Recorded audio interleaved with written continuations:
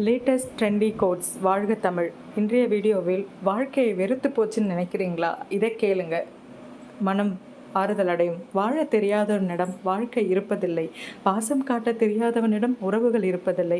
உழைக்க தெரியாதவனிடம் பணம் இருப்பதில்லை. நீ உறங்கிக் கொண்டிருந்தாலும் உனக்கு வருமானம் வரக்கூடிய வாய்ப்பை நீ ஏற்படுத்தி கொள்ளாவிட்டால் சாகும் வரை நீ உழைத்து கொண்டேதான் இருக்க வேண்டும். தகுதிக்கு மீதும் கடனும் வாங்காதீர்கள், யாருக்கும் வாங்கியும் கொடுக்காதீர்கள். பணம்தான் மிகப்பெரிய பகையை உண்டாக்குகிறது.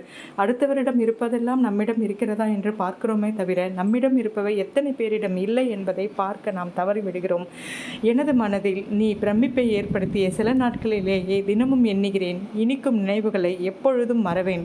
ஜீவன் உள்ளவரை எச்செயல் செய்தாலும் ஐயமில்லாமல் ஜெயக்கொடி நாட்டுவேன். கேட்டவை எல்லாம் கிடைக்கும். எம்மதமும் எந்நாடும் ஒன்றுதான். பின்வரும் நாட்களில் கியூவில் எதற்கும் நிற்காமல் ஆரோக்கியமால் சண்டையிடாமல் திறமையை கொண்டு யுகம் முழுவதும் விளையாடி மகிழ்ந்ததை வெட்டிங் கார்டு அடித்து சாம்பிளாக வாழ்ந்து ஒய்யாரமாக விளையாடியதை ஜூம் ஆக்கி நாம் மகிழ்வோம். ஏ முதல் இசட் வரை என் மனதில் பட்டது. அன்பின் மிகுதியால் நான் பேசாமல் இருந்துவிட்டேன். அன்பின் பரிதவிப்பால் நான் நெடுதொலைவு சென்று விட்டேன். யார் சொன்னது அன்பு என்றால் அடைதல் என்றும் அருகாமை என்றால் கண்ணீர் சிந்த வைக்கும் உறவை கண்களில் வை, கண்ணீர் வராமல் பார்த்து கொள்ளும் உறவை இதயத்தில் வை.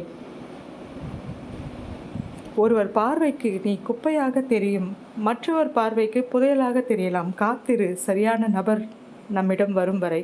உன்னை பயன்படுத்தி கொள்கிறார்கள் என்றால் நீ குப்பை தொட்டிக்கு சமம். உன்னால் பயன் பெறுகிறார்கள் என்றால் நீ புத்தகத்திற்கு சமம். தேவையற்ற எண்ணங்களை நீ மனதில் சுமக்கும் வரை நிம்மதி என்பது உன் வாழ்வில் சாத்தியமற்றதாகவே ஆகிவிடும். நன்றி.